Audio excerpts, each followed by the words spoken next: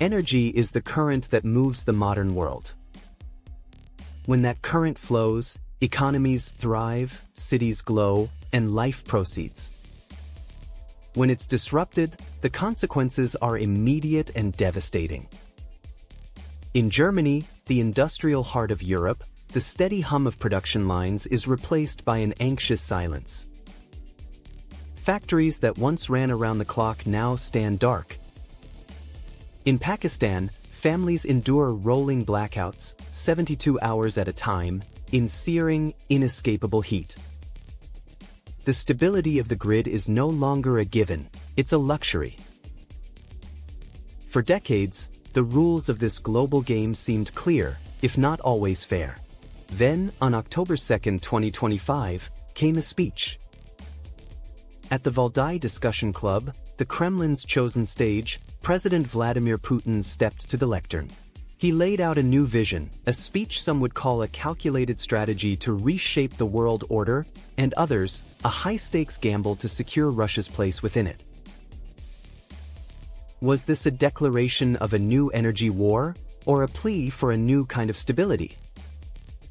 The answer is encoded not just in the words, but in the hard data of tanker routes and uranium shipments, and the new energy map being drawn before our very eyes. The Valdai Discussion Club is more than a conference. It is a theater of policy. For years, it has served as the key stage where the Kremlin broadcasts its worldview to a curated international audience. It's where policy is previewed and red lines are drawn in the sand. The theme for 2025, the Polycentric world, instructions for use. In this charged atmosphere, President Putin took the stage, facing a world that had leveled more than 26,000 sanctions against his country. His message was a direct assault on the post-Cold War order. He painted a picture of a West mired in what he called hypocrisy and double standards, arguing for a new, fair and cooperative world order to replace it. He went further, placing the responsibility for the conflict in Ukraine squarely at Europe's feet, portraying it as the inevitable result of Western expansionism. This wasn't just a defense, it was a counter-accusation designed to resonate far beyond the conference hall, especially in nations wary of Western power. Every word was weighed. Every phrase, a calculated move. The first pillar of the Valdai message is a masterclass in the double signal. An offer of a handshake and the threat of a clenched fist, delivered in the same breath. On one hand, the language of pragmatic cooperation, an offer of stability to a world desperate for it. It is impossible to maintain global energy stability without Russian oil and gas. And there it is. Not a plea, but a statement of physical reality. A reminder that despite the sanctions, the condemnation, the conflict, Russia remains an essential pillar of the global system. It frames Moscow as a rational actor, but only on its own terms, placing the burden of stability and the consequences of instability squarely on its rivals. But was the primary audience in Brussels or Washington at all? Or was this a required performance of strength for domestic consumption? For the audience watching on Russia 1, the state television channel, the message is not one of subtle geopolitics. It is a narrative of defiance. The image projected is of a sovereign Russia, a fortress besieged by a hostile West, but standing firm, self-sufficient, and in control of its own destiny. The speech serves as reassurance that despite the economic pain, the leadership has a plan. That Russia is not isolated, but is instead the architect of a new, fairer world. This internal messaging is not a sideshow, it is essential to maintaining national resolve. Beyond the rhetoric, the speech signaled something more fundamental, a deliberate drive to construct a parallel, non-Western energy ecosystem. Putin's argument is that facing sanctions, Russia is not just redirecting flows, but building an entirely new energy order. This is underpinned by a core belief that directly challenges the West's most cherished assumptions about the future. Global demand for oil, gas, uranium, and coal will continue to grow. It is a direct challenge to Western green transition timelines. It's a bet that while Europe legislates to reduce fossil fuel consumption, the future of demand lies in the industrializing, energy-hungry nations of the East and South. Is this a grand strategy or an opportunistic reaction? The data reveals the sheer scale of the shift. Before 2022, Europe was the primary, most profitable destination for Russian energy. By 2025, that flow of seaborne crude had been cut by more than 70%. In its place, Asia's share has exploded, from just over a third in 2021 to nearly two-thirds by 2025. Proponents of the grand strategy see this as proof of a long-planned decoupling. Skeptics argue it's simply a pragmatic scramble for new customers, that these new partnerships are fragile, built on the fleeting advantage of a discount. But behind these continent-spanning statistics lies a quiet crisis in the heart of Europe. In Germany, the cost of decoupling is measured in factory closures and job losses. The debate is no longer academic. It's a bitter argument playing out in boardrooms and union halls. For decades, German industry was built on the foundation of cheap, plentiful Russian gas. That foundation is now gone.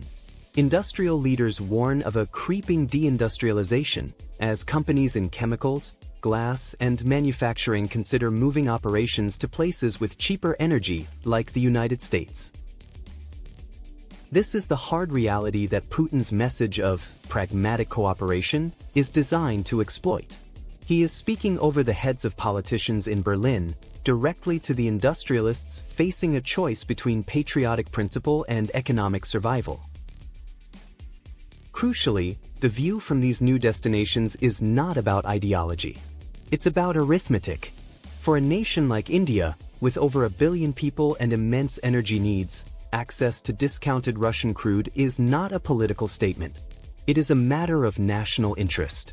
Officials in New Delhi consistently frame these purchases not as joining a Russian-led bloc, but as part of a multi-aligned, diversified strategy. And they are not alone. Further south, in Brasilia or Pretoria, the calculus is similar, but the tone is different. It is steeped in a post-colonial insistence on sovereignty. For them, this is not Russia's conflict. It is a European one. They refuse to be drawn into what they see as the West's economic war, asserting their right to trade with whomever serves their interests best. This is the polycentric world, in practice, not a unified bloc, but a collection of powerful actors all saying, "We will not choose a side." The final pillar of the Valdai Doctrine was a bold reframing of responsibility. Putin's argument flips the entire narrative on its head. He argued that the global energy crisis was caused not by Russia's actions, but by the West's reaction, the 26,000 sanctions, the price caps, the attempts to rewire the global market overnight. He's essentially saying, we didn't start the fire. The chaos began when you tried to put it out on your own terms. From a strategic standpoint, this shifts the blame, portraying Russia not as an aggressor, but as a victim of a hostile economic war.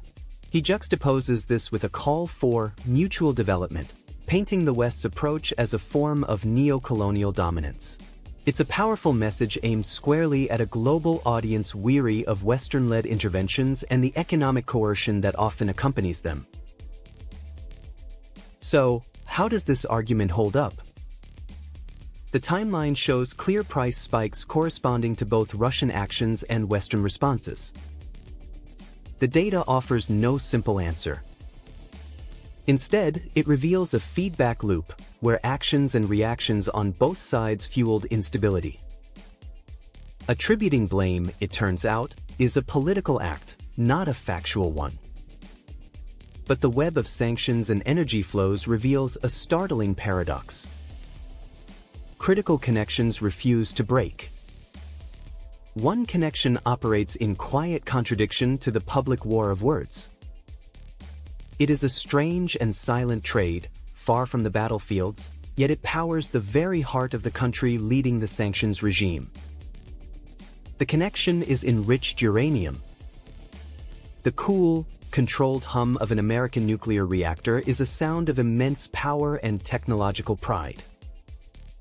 In 2024, nearly a fifth of that power was generated using uranium supplied by Russia's state-owned Rosatom. Think about that. The world's most sanctioned nation is, in a very real sense, helping to keep the American grid alive. How is this possible? A waiver in U.S. law, allowing imports to continue until 2028 if there are no alternative sources to prevent reactor shutdowns. It is a national interest exemption that lays bare a fundamental truth: political rhetoric stops where the risk of the lights going out begins. This single trade flow is more than an economic curiosity. It is potent ammunition for Putin's claims of Western hypocrisy, a paradox that undermines the very logic of total economic warfare. This isn't a loophole. It's a lifeline. This narrative of Western hypocrisy, while often dismissed in Europe and North America, resonates deeply across much of the world. For them, this isn't abstract theory. It's the 72-hour blackouts in Karachi, a direct consequence of soaring energy import costs. They see the sanctions not as a targeted response, but as another example of powerful nations using economic weapons that inflict immense collateral damage on everyone else.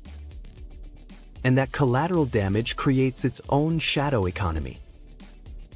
A vast, globe-spanning loophole that could be called the circular economy of sanctions. The West sanctions Russian oil, then buys it back, refined and rebranded by third parties. The flow is simple. The hypocrisy, profound. By 2025, Europe is importing around 400,000 barrels per day of refined products like diesel and jet fuel from countries like India and Turkey. Yet, the refineries in those countries are major customers for Russian crude. Up to a third of the crude processed in some Indian refineries is Russian. In Turkey, it's nearly half. Sanctioned Russian crude flows into intermediary ports. It is transformed into gasoline and diesel. It then flows out again, destination Europe. It's a system that allows European economies to function while maintaining the public posture of punishing Moscow. For President Putin, this is hypocrisy in action and the perfect exhibit for his argument that the West's moral declarations are ultimately secondary to its non-negotiable demand for energy. So, what was the 2025 Valdai speech? Not a blueprint, but a portfolio of rhetorical weapons. The Polycentric world, instructions for use, was the theme. The speech was Putin's version of that user manual. And the manual he described is not theoretical. It is written in the hard data of uranium shipments and tanker routes. The uranium paradox and the circular economy of sanctions are more than just footnotes. They are the central exhibits in Putin's case against the West. They allow him to credibly argue that the Western-led order is not based on values, but on power and convenience, and that the gap between Western rhetoric and its energy reality has become a chasm. This allows for a message tailored to every audience. For its rivals, a dual message: cooperation on our terms or shared chaos. For its new partners, a narrative of strategic realignment and mutual respect. For the wider world, a campaign to reframe responsibility for global instability. And for the audience at home, a message of defiance, a story of a sovereign Russia standing firm. The global energy system hasn't just been altered by these events. It has been revealed for what it has now become: a primary battleground in a new era of systemic rivalry. For 30 years, a central belief guided the West. It was the quiet hope of the post-Cold War world that economic integration was the path to peace. Trade would build trust. Interdependence would raise the cost of conflict so high that it would become unthinkable. The 2025 Valdai speech was a eulogy for that idea. A formal declaration of principles for a new kind of conflict, where the ties that were supposed to bind us together are instead being weaponized. And it leaves us with a stark, unsettling realization. The old map is gone. And in this new territory, economic interdependence is no longer a guarantee of peace. It is the weapon of choice.